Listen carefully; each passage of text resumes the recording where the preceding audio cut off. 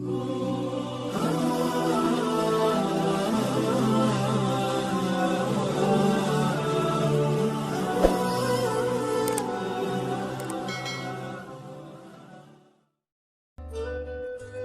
kepada peserta didik itu harus menggunakan, yang paling penting adalah kata-kata yang terukur, kata-kata yang bisa dipahami oleh peserta didik, kata-kata yang bisa dijangkau oleh peserta didik.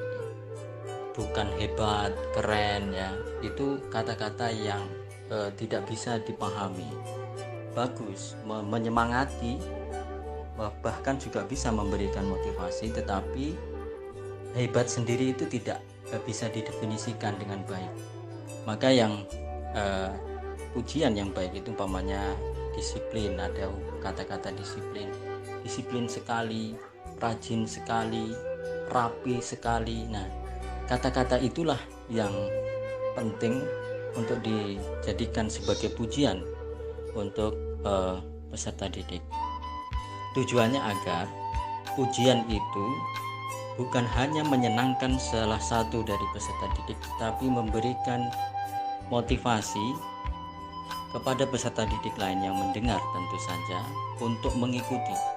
Nah, kata yang paling tepat adalah kata-kata yang terukur, kata-kata yang bisa dipahami oleh mereka dan mendorong mereka melakukan hal yang sama ketika salah satu dari peserta didik itu Anda puji.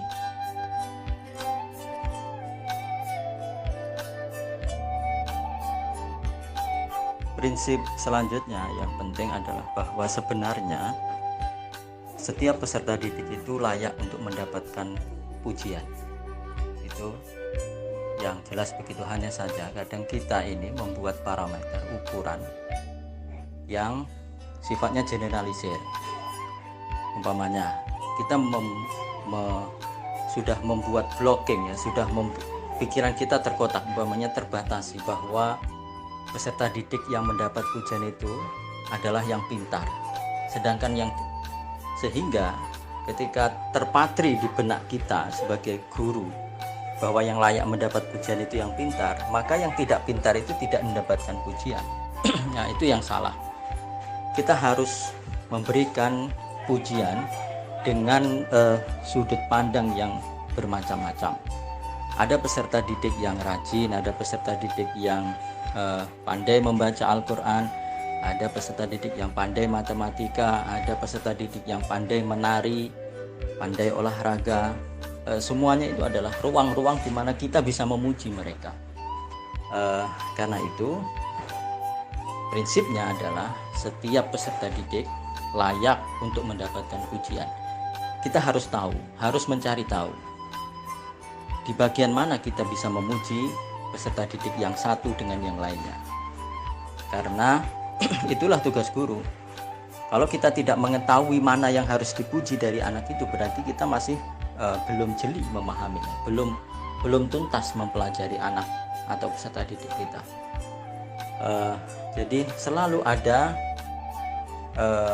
kesempatan untuk memuji peserta didik di bagian mana saja itu, sehingga itu pun akan menambah kecintaan peserta didik terhadap Anda secara pribadi, juga terhadap materi yang Anda ajarkan. Karena dalam konteks ini sebenarnya ketika Anda memberikan pujian itu tidak hanya memotivasi mereka belajar, tapi Anda secara tidak langsung juga merebut hati mereka. Dan sebenarnya itu adalah kunci pertama agar terjadi engagement, kerekatan antara peserta didik dengan guru. Dan dengan pujian itulah mereka merasa mendapatkan tempat di hati gurunya. Dan Anda tahulah dunia sekarang ini tidak semua orang tua itu pandai memberikan pujian. Anda mengisi ruang kosong itu.